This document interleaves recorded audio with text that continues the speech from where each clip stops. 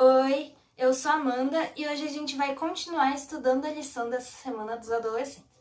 A gente tá na lição 5, título O Traidor, e agora eu vou ler o texto-chave. Eu lhes dou um novo mandamento, que vocês amem uns aos outros, assim como eu os amei, que também vocês amem uns aos outros. Nisto todos conhecerão que vocês são meus discípulos, se tiverem amor uns aos outros. João 13, 34 e 35.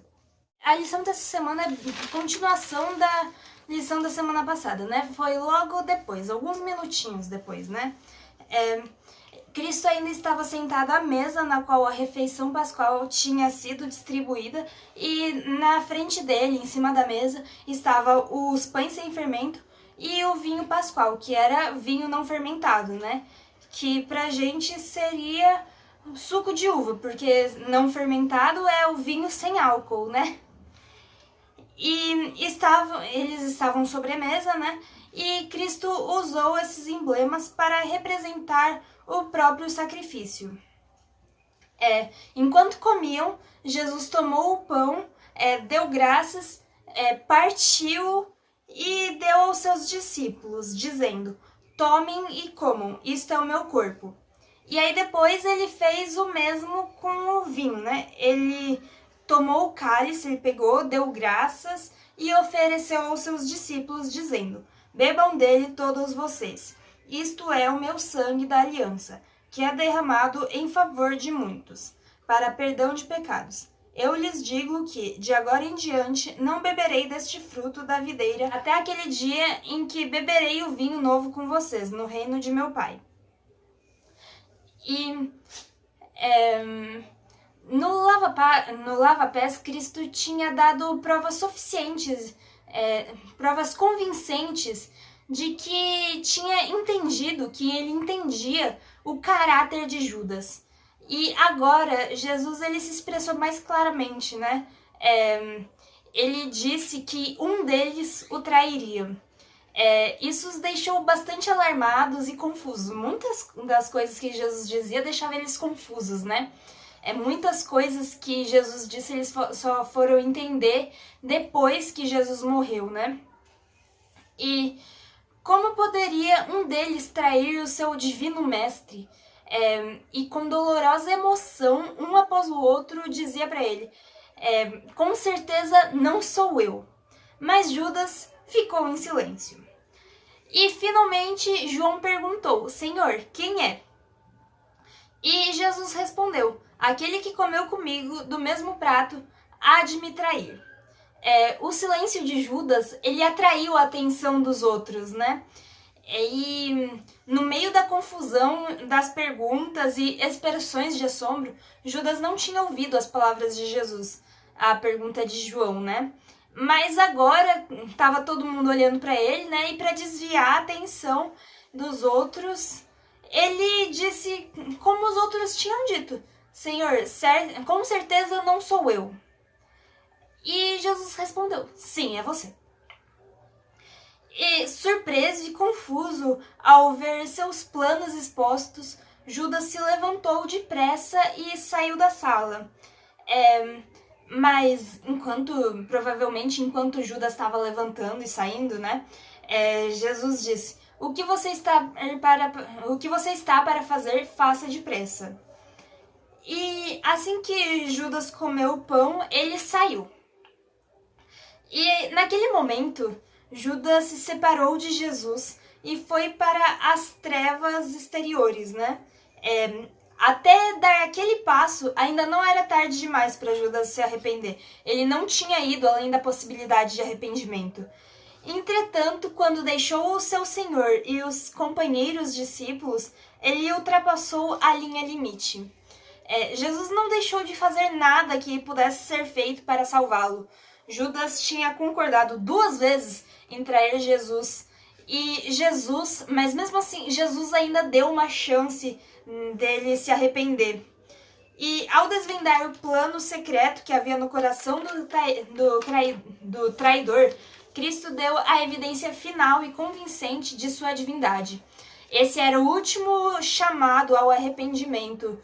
E Judas saiu e foi completar a sua obra de traição. Naquele momento, Judas deixou para trás a sua última chance de voltar atrás, né, de ser salvo e de se arrepender do que tinha feito, né? Jesus deu todas as chances dele se arrepender, fez de tudo para salvar Judas, mas mesmo assim ele saiu de lá e foi completar sua traição. Ao pronunciar o ai sobre Judas, Cristo também tinha um propósito misericordioso para com os outros discípulos, né? Para com os discípulos. Se Jesus tivesse ficado em silêncio, os discípulos poderiam ter pensado que o mestre não tinha o poder de prever as coisas, de antever o que aconteceria e que havia sido surpreendido com a traição de Judas, né? E o Salvador, além disso, ele ainda tinha outro propósito, que ele deu aos discípulos algo para pensar a respeito da paciência e misericórdia de Deus para com quem tem cometido alguns dos piores erros. O traidor, ele teve o privilégio de se unir a Cristo ao tomar parte da ceia do Senhor. Esse exemplo é para nós. Quando supomos que alguém está no erro e no pecado, nós não devemos nos separar dessa pessoa, deixá-la sofrendo a tentação ou conduzi-la ao campo de batalha de Satanás. Foi porque os discípulos cometeram erros e estavam em falta que Cristo lavou seus pés, né? Foi dessa maneira que ele conduziu a todos, menos um, ao arrependimento. E essa parte sobre o menos um que eu queria falar, né? Que às vezes a gente... também acontece isso com a gente, né? De a gente prega a mensagem para as pessoas, mas tem gente que não aceita. E acontece desse mesmo jeito, né? Judas, ele era orgulhoso e ganancioso. Ele não aceitou se submeter à vontade de um Messias tão humilde. Ele estava muito apegado aos bens materiais, ao mundo terrestre e ao orgulho. Hoje, muitas pessoas são como Judas. E por mais que nós tentemos, vai ter algumas pessoas que também não vão aceitar a mensagem, não vão aceitar se submeter sua vontade a Jesus. Mesmo assim, nós devemos continuar tentando levar o máximo de pessoas a Jesus e devemos fazer a nossa parte. Nós não devemos desistir, não devemos desanimar porque algumas pessoas não aceitam. A gente tem que entender que isso vai acontecer. Nem mesmo Jesus conseguiu agradar a todos, quem dirá a gente, né? E agora eu vou falar de umas coisinhas aqui que já não faz parte desse texto, que é para ser lido, que a lição de domingo manda a gente ler, né? Mas que tá um pouquinho aqui no livro O Libertador e acontece logo em seguida dessa história. Mas eu vou falar só um pouquinho, porque esse capítulo é realmente grande, fala bastante coisa.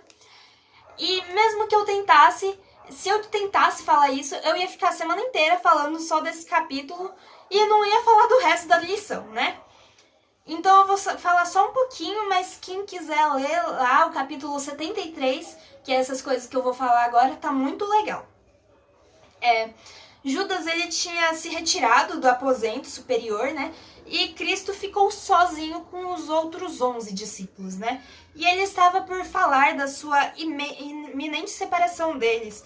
Mas antes disso, ele assinalou o grande propósito da sua missão. Ele sempre teve viva em sua mente a satisfação de saber que toda humilhação e sofrimento glorificariam o nome do Pai. E foi para isso que ele direcionou os pensamentos dos discípulos. As palavras do Salvador estavam cheias de esperança. Ele sabia que as artimanhas de Satanás têm mais êxito do que com os que estão oprimidos por dificuldades. E por isso, ele voltou os pensamentos dos discípulos para o lar celestial, para que eles não se concentrassem nas dificuldades que eles teriam, nas dificuldades que eles estariam sofrendo, mas sim no lar celestial. Ficar pensando nisso, concentrar nisso, para ficar mais forte contra Satanás, né? E a partida de Cristo era o oposto do que eles temiam, do que os discípulos temiam, né? Ela não significava a separação final. Ele estava indo para preparar um lugar para eles. E preparar um lugar para eles para que pudesse recebê-los para si, para que a gente pudesse ir lá com ele, né? E enquanto Jesus estivesse construindo as mansões, eles deviam construir o caráter semelhante a Deus. E como Jesus não voltou ainda, essa também é a nossa missão. Enquanto ele não volta, é isso que a gente tem que continuar fazendo, né? E por hoje é só. A gente se vê de novo amanhã. Dá um like nesse vídeo, compartilha para todo mundo, ativa o sininho pra gente estudar lição juntos todo dia. E tchau, até amanhã, um beijo.